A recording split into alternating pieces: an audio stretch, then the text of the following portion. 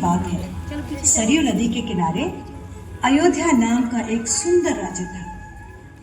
अयोध्या के राजा थे राजा दशरथ। उनकी 3 रानियां और 4 पुत्र थे, राम, लक्ष्मण, भरत और शत्रुघ्न। जब राजा दशरथ ने राम को राजा बनाने की घोषणा की, तब सभी लोग बहुत खुश हुए, लेकिन रानी कैकेयी खुश नहीं थी। महाराज, क्या आपको याद है आपने मुझे 2 वचन दिए थे?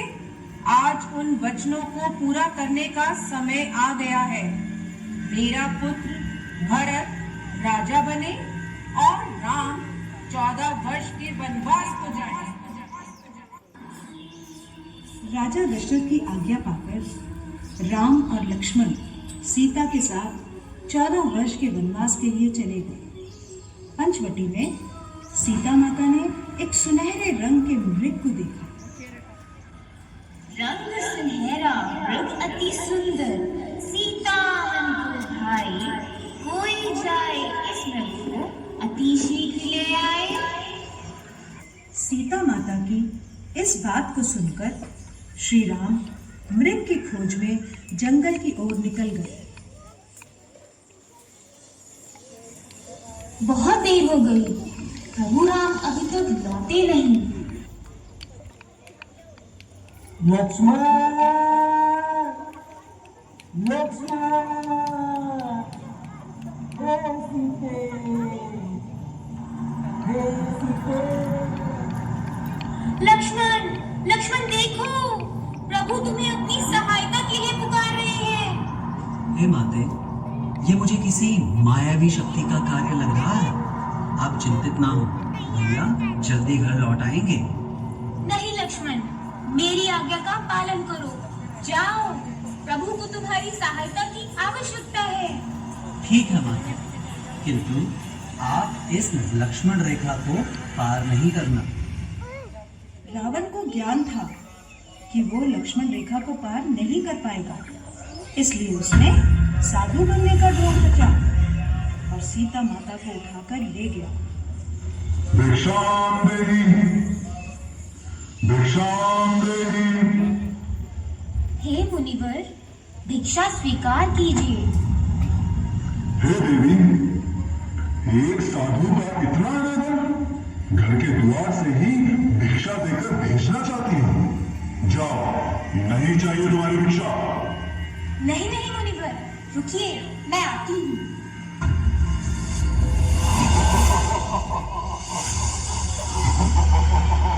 बचाओ, बचाओ, बचाओ, भैया लक्ष्मण, प्रभु राम, बचाओ, बचाओ, देवता, बचाओ, ये धर्मी पापी रावण मुझे उठाकर ले जा रहा है।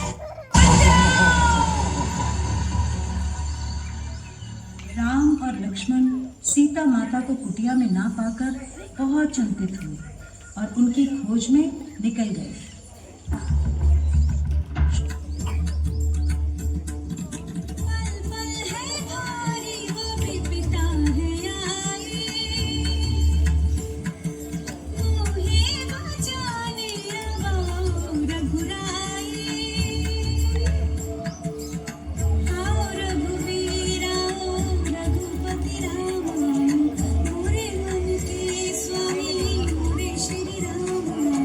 राम राम जपत